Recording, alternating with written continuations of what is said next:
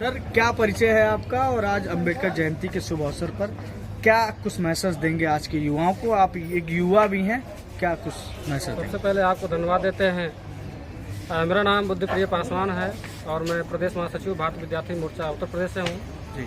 आज इस जन्म जयंती के अवसर पर इतना ही संदेश देना चाहूँगा कि डॉक्टर बाबा साहब अम्बेडकर ने जो जीवन संघर्ष किया और बड़े संघर्षों के बदौलत आज हम सभी को मान सम्मान स्वाभिमान देने का काम किया। आज अगर हमको मिलता है ये मान सम्मान स्वाभिमान तो ये उनकी वजह से मिलता है। और अगर हम इतिहास उठा के देखते हैं तो 1950 के पहले हमारे इस मूल निवासी बहुजन समाज को किसी प्रकार की न कोई आज़ादी थी, न कोई हक अधिकार था। कीड़े मकोड़ों की जिंदगी हमारे लोगों की हुआ करती थी। हमारे महापुरुषों के संघर्षों की बदौलत आज हम सभी लोग मान सम्मान और स्वाभिमान की जिंदगी जी रहे हैं और ऐसे निरंतर चलता रहे। और जो संविधान में बाबा साहब अम्बेडकर ने हमको हक अधिकार दिया, वह हक अधिकार निरंतर बना रहे।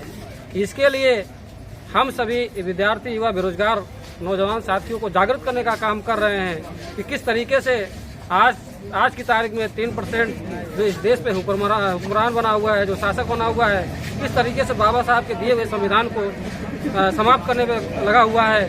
तो हम लोग समाज में अपने विद्यार्थी व बेरोजगारों को जागृत कर रहे हैं और जागृत करके आंदोलन के लिए तैयार कर रहे हैं। आज इस जन्म जयंती के अवसर पर मैं इतने से ही बात एक चीज और है सर, आज का युवा जो है महापुरुषों को नहीं पढ़ रहा है।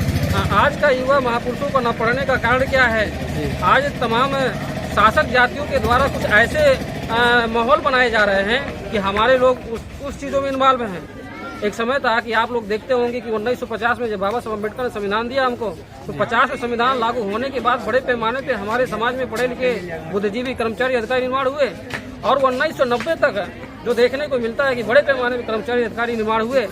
लेकिन साथियों, जो शासक जाति के लोग थे उन लोगों ने षड्यंत्र किया कि SC ST OBC के लोग आज ये इनके अंदर संपन्नता कैसे आई, जिसको हमने इतिहास में गुलाम बना के रखा, आज इनके अंदर संपन्नता कैसे आई। तो वो संपन्नता देखे, एजुकेशन के माध्यम से इनके अंदर कर्मचारी अधिकारी निर्माण हुआ और ये लोग मान सम्मान स्वाभिमान की जिंदगी जीने लगे। तो उन लोगों ने षड्यंत्र किया कि 1991 में LPG नाम का कानून लाया। और साथियों, उस LPG कानून का परिणाम क्या है कि आज की तारीख में हमारे SC ST OBC माइनॉरिटी के विद्यार्थी उन अधिकारों से वंचित हो रहे हैं। क्योंकि साथियों, जो रिजर्वेशन है, रिजर्वेशन संविधान में बाबा साहब अम्बेडकर ने 4 तरह के दिया हुआ है। सबसे पहले हमको जो रिजर्वेशन मिलता है वो एजुकेशन में मिलता है, जिसको रिजर्वेशन इन एजुकेशन कहते हैं। दूसरा रिजर्वेशन जो मिला हुआ है, रिजर्वेशन इन प्रमोशन, जो नौकरियों में प्रमोशन होता है हमारे लोगों को। और तीसरा है रिजर्वेशन इन एम्प्लॉई, जो नौकरियों में आरक्षण है। और चौथा रिजर्वेशन है रिजर्वेशन इन पॉलिटिकल, जो राजनीति में आरक्षण है। साथियों, मैं इतने कहना चाहूँगा कि बाबा साहब अम्बेडकर ने 14 सितंबर 1932 को पूना पैक्ट जब हुआ गांधी के द्वारा, तो पूना पैक्ट होने के बाद बाबा साहब ने उनको ये लगा कि ये जो राजनीतिक आरक्षण है इसके माध्यम से जो अभी हमारे समाज में नेता पैदा होने वाले हैं वो वास्तविक प्रतिनिधित्व करने वाले लोग। आपने ये भी कहा कि लोकतंत्र खतरे में है, किस तरह का खतरा है लोकतंत्र? लोकतंत्र खतरे में इस तरीके से है, आप देखते होंगे कि 1952 जब चुनाव हुआ तो सबसे पहले लोकतंत्र का खतरा वहाँ देखने को मिला कि एक जात विशेष वर्ग के लोगों को 60% टिकट दिया गया और 47% चुनाव करके संसद में कब्जा करवाया गया और ज्यादातर वो ब्राह्मण कम्युनिटी के लोग रहे। तो इस तरीके से एक जात विशेष वर्ग के लोग वहाँ हावी हो रहे हैं और बाबा साहब के उस अधिकार को समाप्त करने के लिए काम कर रहे हैं। और आज की तारीख में निरंतर इस पे काम कर रहे हैं। तो LPG का जो परिणाम देखने को मिल रहा है आज की तारीख में, जो रिजर्वेशन, क्योंकि प्राइवेट इस LPG कानून की वजह से हो रहा है, तो प्राइवेट में रिजर्वेशन लागू नहीं होता है, सरकारी संस्थाओं में ही रिजर्वेशन लागू होता है। तो हमारे लोगों को बहुत सारी ऐसी जानकारियां हैं जो जानकारी नहीं है, जो हमारे महापुरुषों ने हमको संविधान में लिख करके दिया हुआ है। बातें तो लोग कहते हैं संविधान की, लेकिन अगर संविधान वो सही तरीके से पढ़ लें तो अपने हक अधिकार के लिए वो कुछ भी करने को तैयार हो सकते हैं। आज अगर उनके अंदर ये उबाल नहीं आ रहा है तो कहीं न कहीं वो बातें या वो जो हमारे महापुरुषों ने कही है उन बातों की जानकारी ना होना, और सबसे बड़ी जानकारी ना होना कि अपने दोस्त और दुश्मन की पहचान ना होना। क्योंकि हमारे बाबा साहब अम्बेडकर को, राष्ट्रपिता ज्योतिबा फूले को, संत कबीर, संत रविदास, संत तुकाराम को, इन सबको अपने दोस्त और दुश्मन की पहचान थी। इस वजह से उन लोगों ने दुश्मन को डिसाइड किया और फिर लड़ाई लड़ी।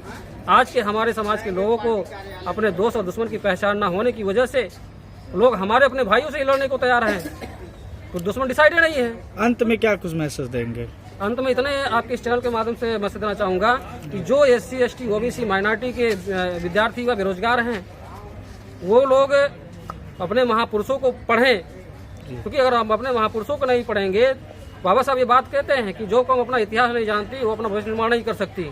आज ये सच देखने को मिलता है कि हमारे लोगों को अपने इतिहास की जानकारी न होना पतन का कारण बन रहा है। तो अपने इतिहास की जब जानकारी होगी तो उसी के आधार पर हम जो है लड़ाई लड़ सकते हैं और अपने उस हकत का बचा सकते हैं। तो इस चैनल के माध्यम से मैं इतनी सी जानकारी देना चाहूँगा। ठीक है, थैंक यू।